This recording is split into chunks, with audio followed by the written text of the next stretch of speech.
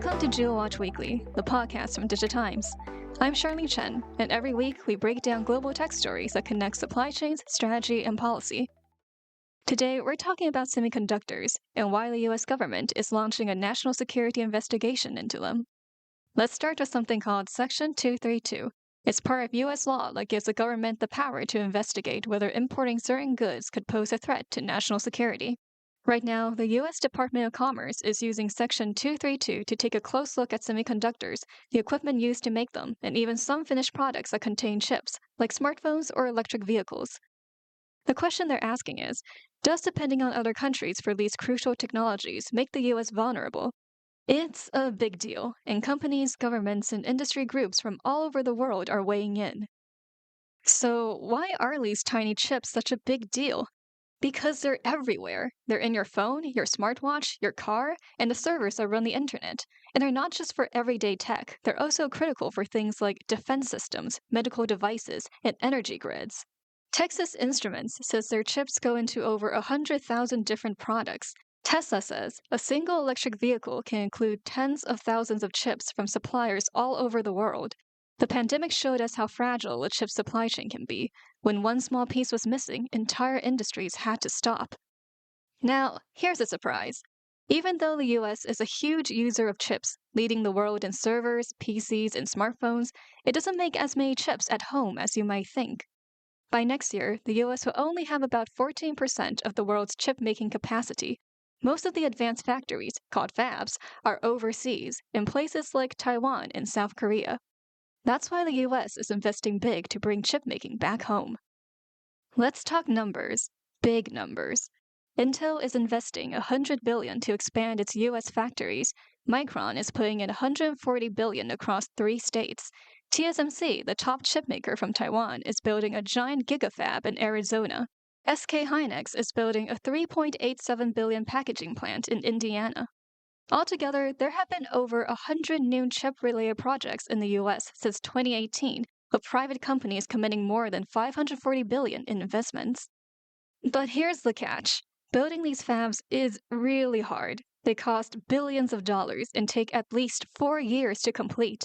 They also need a lot of electricity. A single fab can use 400 megawatts of power, enough for 200,000 homes. And if the power goes out even for half a second, it could cause hundreds of millions of dollars in damage and delays. Another problem: people. The US will need 115,000 new workers for the chip industry by 2030, but it's expected that nearly 60% of those jobs would go unfilled without major training efforts. That includes engineers, factory workers, and even construction crews. For example, Micron says it will need 9,000 construction workers and 11,000 operations staff just for its projects. Then there's equipment, called semiconductor manufacturing equipment, or SME. Many of the machines needed to make chips are built in other countries. Some, like lithography tools, can only be made by a company in the Netherlands called ASML. Even American companies that make SME, like Lam Research, depend on global markets to survive. There's also the issue of cost. It's much more expensive to build in the US, 35 to 45% more than in Asia. That's one big reason why so much chipmaking moved overseas in the first place. To fix this, companies are asking the US government for more help, things like tax credits and funding through the CHIPS Act. Now, some people in the government want to add tariffs or extra taxes on imported chips and equipment, but many companies are pushing back. They say tariffs would just make it more expensive to build things in America and might even drive companies away. They want targeted policies that help U.S. factories compete without punishing foreign partners. Even allies like Taiwan, Japan, and South Korea are asking the U.S. not to include their products in these tariffs. They say working together is the best way to strengthen the global chip supply chain. This whole situation is a balancing act. The US wants to protect its national security by making more chips at home, but the chip industry depends on global cooperation, skilled workers, reliable energy, and huge investment. If any one part of the puzzle is missing, the whole system slows down or breaks. So what's next? The US is still reviewing all the public comments from companies and countries. No final decision has been made yet, but one thing is clear. These tiny chips have become a big part of the global conversation. That's it for this week's episode of GeoWatch Weekly, brought to you by Digitimes.